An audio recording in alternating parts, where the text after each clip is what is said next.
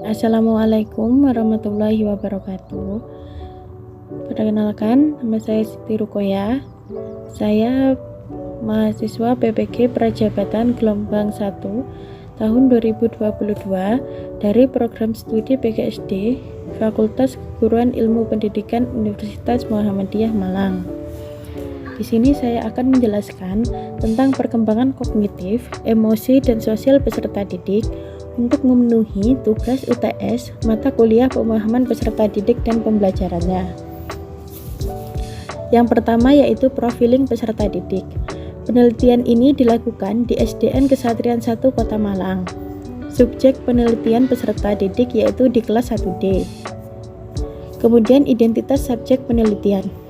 Lokasi SDN Kesatrian 1 Malang yang berlokasi di Jalan Untung Suropati Selatan nomor 16 Kesatrian Kecamatan Belimbing Kota Malang, Jawa Timur.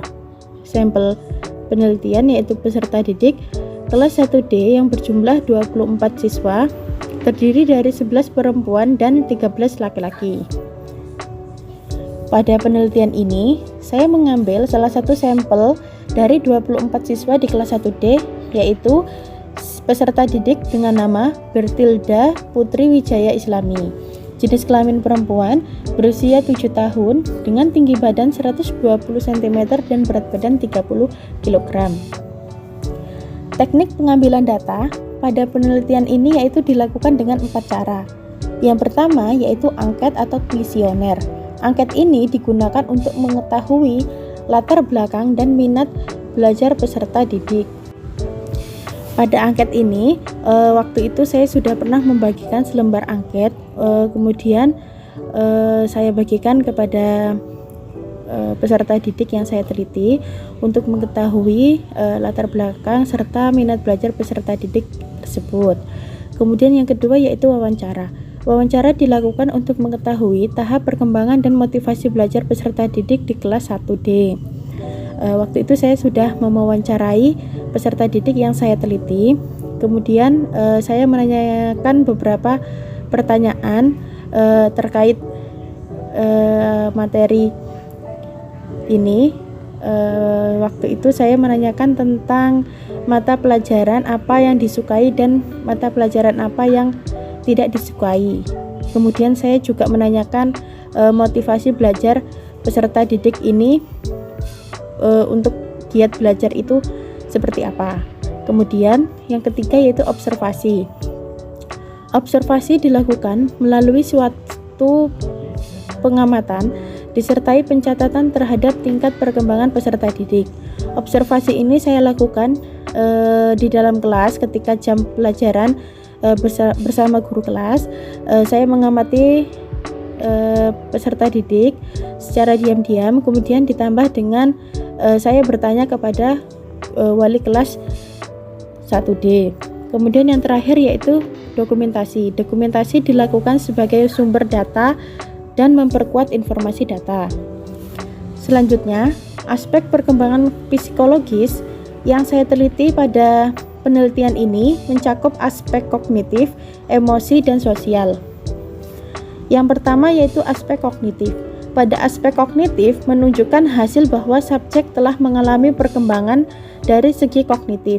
Peserta didik telah dapat memberikan jawaban bahwa mereka akan mudah memahami pelajaran yang diberikan jika menggunakan benda-benda yang nyata atau menggunakan gambar. Mereka akan lebih mudah mengetahui maksud dari penjelasan guru serta lebih mudah untuk mengingatnya. Hal ini sesuai dengan teori yang dikemukakan oleh Piaget. Nah, ketika pada aspek kognitif ini, kebetulan Ananda Belda itu menyukai mata pelajaran matematika, di mana kita tahu matematika untuk kelas bawah pada fase A itu karena usia mereka adalah usia peralihan dari TK ke SD, maka kita juga harus memberikan contoh konkret sehingga peserta didik tidak merasa bingung ketika belajar sebuah mata pelajaran. Nah, kebetulan pada pelajaran matematika itu Belda sangat menyukai jika guru dalam menjelaskan materi itu menggunakan media pembelajaran berupa benda konkret atau gambar. Karena menurut Belda, dia bisa memahami materi pelajaran tersebut dengan baik dan lebih paham karena jika menggunakan benda atau contoh media pembelajaran benda konkret. Selanjutnya yaitu emosi. Pada aspek ini, peserta masih belum bisa mengendalikan emosi dan masih sering mengalami mood swing secara tiba-tiba. Akan tetapi, subjek sudah mulai pandai mengatasi konflik dan bernegosiasi, mulai mengetes sejauh mana mereka bisa mengubah batasan dan aturan yang sudah ada, mulai banyak mengambil keputusan untuk dirinya sendiri. Nah, pada aspek ini, memang Ananda Belda ini masih belum bisa mengendalikan aspek emosi pada dirinya sendiri. Hal ini dibuktikan ketika sudah berjalan hampir 6 bulan kegiatan belajar mengajar di SDN Kesatrian 1 ini, Ananda Belda masih harus didampingi oleh orang tua. Hal ini disebabkan karena terkadang Ananda Belda di tengah-tengah jam pelajaran itu mengalami perubahan mood secara tiba-tiba, sehingga guru sendiri juga merasa kesulitan jika harus berfokus pada Ananda Belda saja. Otomatis jika guru hanya memperhatikan satu siswa, maka siswa yang lain akan merasa terabaikan. Nah, sehingga guru tersebut akhirnya mengizinkan untuk orang tua Belda ini mendampingi ketika masuk ke dalam kelas. Hal ini terjadi di jam-jam awal ketika memasuki kelas. Kemudian terkadang Ananda Belda di tengah-tengah jam pelajaran itu mengalami perubahan mood, sehingga dia tiba-tiba merasa takut, kemudian merasa sedih dan berujung meminta untuk pulang saja ke rumah.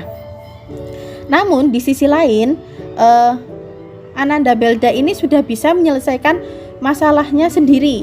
Contohnya, jika melakukan kesalahan dengan teman sebayanya, dia bisa menyadari jika dirinya salah dan langsung meminta maaf kepada temannya.